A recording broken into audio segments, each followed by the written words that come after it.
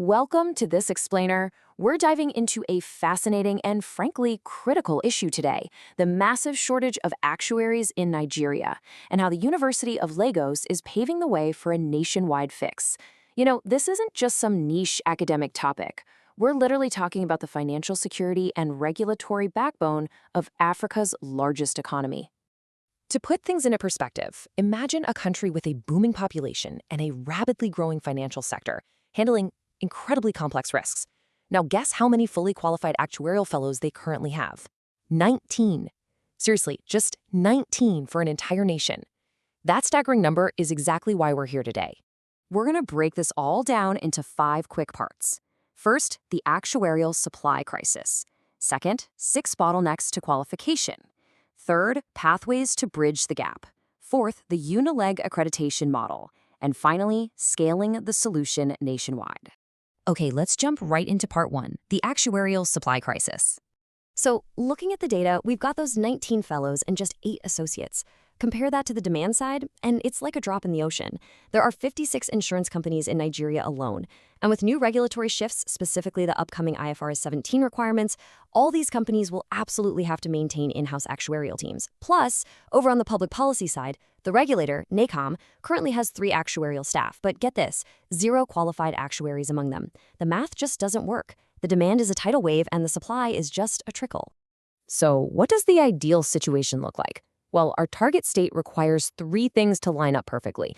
We need a strong, sustainable supply of actuaries at all experience levels. We need those insurance companies to have in-house capacity that actually drives strategic value. And, crucially, public entities and regulators must be armed with top-tier actuarial resources. That's the dream. But, as you might guess, getting there means clearing some major hurdles. Which brings us to part 2, 6 bottlenecks to qualification. What's actually stopping brilliant Nigerian students from reaching that fellowship status? The data shows 6 massive bottlenecks, which basically fall into 3 buckets. First up, financial hurdles. Professional exams are priced in foreign currencies, so with exchange rate fluctuations, they become insanely expensive. Second, systemic issues. Up until 2024, there were literally 0 accredited universities in Nigeria. Because of that, students got 0 exam exemptions and were forced to take lengthy post-grad exams that were only offered maybe once or twice a year. And third, practical struggles. University degrees were just way too theoretical, so grads lacked actual software skills. And even if they did manage to qualify, boom, the brain drain hits. Global markets swoop in with incredibly lucrative offers that local firms just can't match. All right, part 3, pathways to bridge the gap. Now, it sounds pretty bleak, I know, but there is actually a highly actionable playbook to fix this. The beauty of this strategy is that every single bottleneck has a direct countermove. Sky-high foreign exchange costs? Replace them with industry-funded scholarships and local currency payments. Exams too infrequent? Roll out more computer-based testing centers and on-demand windows. To fix the lack of practical knowledge, you build dedicated actuarial labs and make industry internships mandatory. And to combat that brain drain, stakeholders have got to come together to offer competitive pay and build a real national talent strategy. It's like a puzzle. When you match each challenge with its specific solution, a completely viable action plan emerges. So let's look at part 4, the UNILAG accreditation model, where we see this theory put into actual practice. The University of Lagos, or UNILAG, really stepped up here, but their journey took some serious grit. It kicked off way back in 2017 after a visit from the Mansard team. They pushed through all the massive COVID-19 disruptions in 2020, finalized a brand new curriculum in 2021, and signed a super important partnership with the Nigeria Actuarial Society in 2022.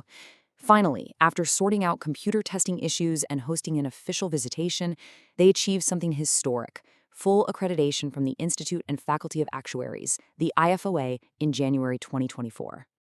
Seeing this multi-year timeline laid out really drives home the point that true systemic educational reform does not happen overnight.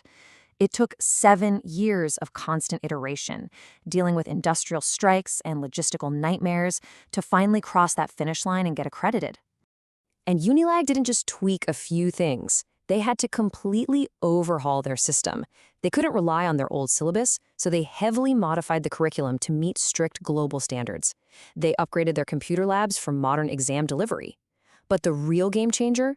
That MOU with the Nigerian Actuarial Society. It guaranteed that actual industry professionals, specifically 5 fellows and 1 associate, would come in as adjunct lecturers. They literally bridged the gap between theory and practice by bringing the industry right into the classroom. Now, here's a really clever strategic move. UNILAG chose to start with a postgraduate MSc program instead of an undergraduate one. Why? Well, the minimum academic standards for undergrad programs under the National University Commission were incredibly rigid. Starting at the postgraduate level gave them a flexible admission process and the freedom to review the curriculum without getting bogged down in heavy bureaucracy. It basically let them launch their proof of concept so much faster. Moving on to Part 5, scaling the solution nationwide. We have the UNILAG proof of concept, so what happens next?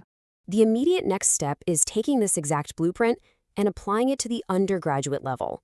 The plan of attack is clear. Engage stakeholders to draft a new curriculum, submit the formal application, work with the IFOA for alignment, and lock it in. If they can secure that undergraduate accreditation, the talent pipeline is going to absolutely explode because they'll be catching and preparing students right at the very start of their university journey. And you know, the momentum is already huge. UNILAG is getting massive global recognition, well beyond the UK's IFOA. They recently attained UCAP ACE status from the Society of Actuaries in the US, which proves their advanced curriculum is hitting global standards. They were also admitted into the silver level of the Casualty Actuarial Society's University Recognition Program. On top of that, their faculty participated in the Milliman-sponsored AXTEX Actuarial Faculty Development Program. So they aren't just teaching students, they're actively upskilling their lecturers with cutting-edge industry knowledge. But, okay, what about the real-world results? This is the best part. Out of the 15 students in that very first historic MSc cohort, an incredible 9 of them successfully secured IFOA professional exemptions. That means over half the class just drastically fast-tracked their careers, saving themselves years of time and a fortune in exam fees. The theoretical blueprint literally translated into tangible, life-changing results for these students. So we started this explainer looking at a pretty daunting statistic. Just 19 fully qualified actuaries for an entire booming nation. But as we've seen, the roadmap is absolutely there. With clear pathways established and the UNILAG blueprint now churning out real results and crucial exam exemptions, it leaves us with one vital question. Stakeholders, regulators, and other universities now have the exact playbook. So how quickly can Nigeria replicate this model nationwide to finally close its actuarial talent gap and secure its financial future? Thanks for hanging out with me for this explainer. I really hope it gave you a fresh perspective on this massive educational transformation.